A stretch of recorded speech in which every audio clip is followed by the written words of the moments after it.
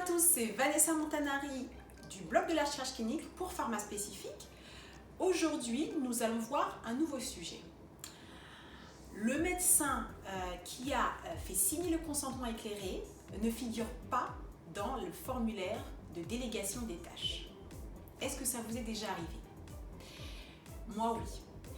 Que faire dans ce cas?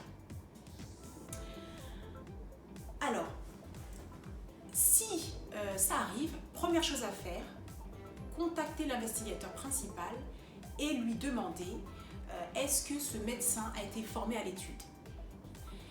Et également, il va falloir reformer votre investigateur principal à l'utilisation de ce formulaire de délégation des tâches. Parce que le formulaire de délégation des tâches doit être complété immédiatement dès que quelqu'un de nouveau participe à l'étude. Que ce soit une infirmière, que ce soit un technicien d'études cliniques, que ce soit un nouvel investigateur, chaque nouvel intervenant doit être notifié dans ce formulaire. Et en général, l'investigateur principal met ses initiales sur la ligne en fait, concernant le nouvel investigateur par exemple. Donc pour confirmer que cet investigateur participe, ce nouvel investigateur participe à l'étude. Donc tout d'abord, première étape, vous en parlez avec l'investigateur, vous demandez est-ce que cette personne a été formée et puis vous reformez l'investigateur à l'utilisation de la delegation log, ce qu'on appelle delegation log ou formulaire de délégation des tâches. Deuxième chose, il faut faire signer le formulaire de délégation des tâches par le nouvel investigateur et par l'investigateur principal. Donc, on fait en sorte que cette delegation log, formulaire de délégation des tâches, soit mise à jour. Troisième chose, il faut récupérer le CV daté et signé du nouvel investigateur et vous assurer que ce CV est en accord avec les bonnes pratiques cliniques. Notamment, il faut aussi vérifier que ce médecin est autorisé à exercer. Vous pouvez le vérifier si, en regardant si notamment il a un numéro RPPS et qu'il faut que ce numéro soit indiqué sur le CV. Vous pourrez ainsi aller sur le site du CNOM pour vérifier que ce médecin a le droit d'exercer. Tout médecin doit avoir un numéro RPPS.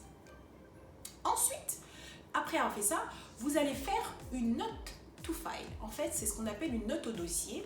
Une note c'est un document rédigé par l'investigateur. Donc, vous allez préparer cette note pour aider l'investigateur pour qu'il ait moins de travail à faire. Vous allez préparer cette note. Cette note ira dans le classeur investigateur. Et dans cette note, vous indiquerez que, vous verrez avec l'investigateur ce qu'il faut noter, mais en gros, il faut qu'elle indique que le médecin a été, si le médecin a été formé, il faut expliquer que le médecin a été formé à telle date, qu'il a travaillé sur l'étude, mais qu'il n'avait pas été mis sur le formulaire de délégation des tâches, mais qu'il a débuté l'étude à telle date. Pour pouvoir bien expliquer ce qui s'est passé, puisqu'en cas d'audit, l'auditeur il va voir tout de suite que la personne n'était pas sur la délégation de tâches. Il peut voir ce genre de choses.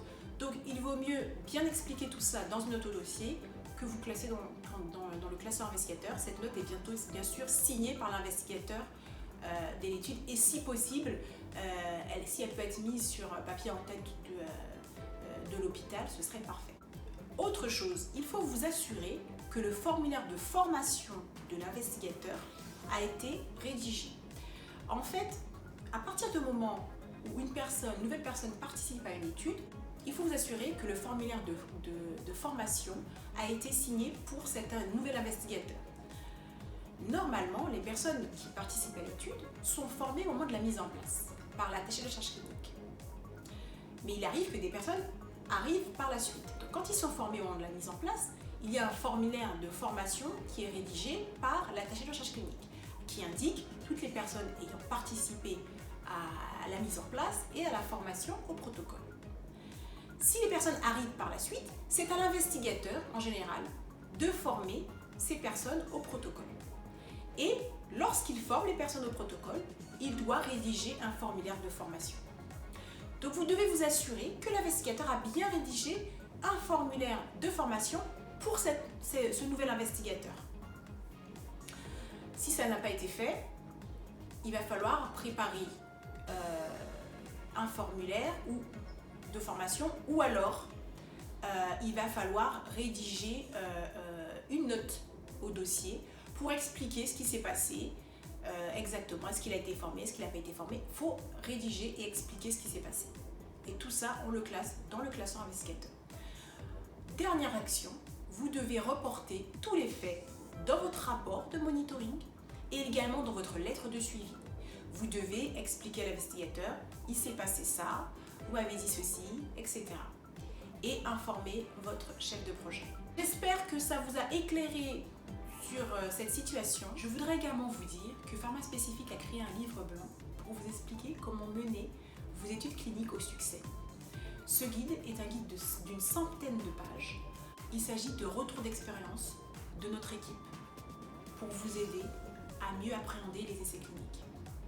Vous pouvez télécharger ce guide en bas de la vidéo. Si vous avez aimé ce programme, mettez j'aime en dessous de cette vidéo.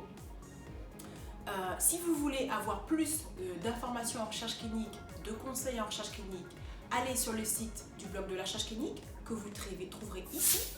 Et également, vous pouvez vous rendre sur le site de Pharma Spécifique, ma propre CRO en recherche clinique, pour voir quel type d'activité nous faisons.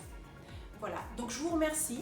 J'espère que ça vous a aidé et je vous souhaite une bonne journée. Au revoir.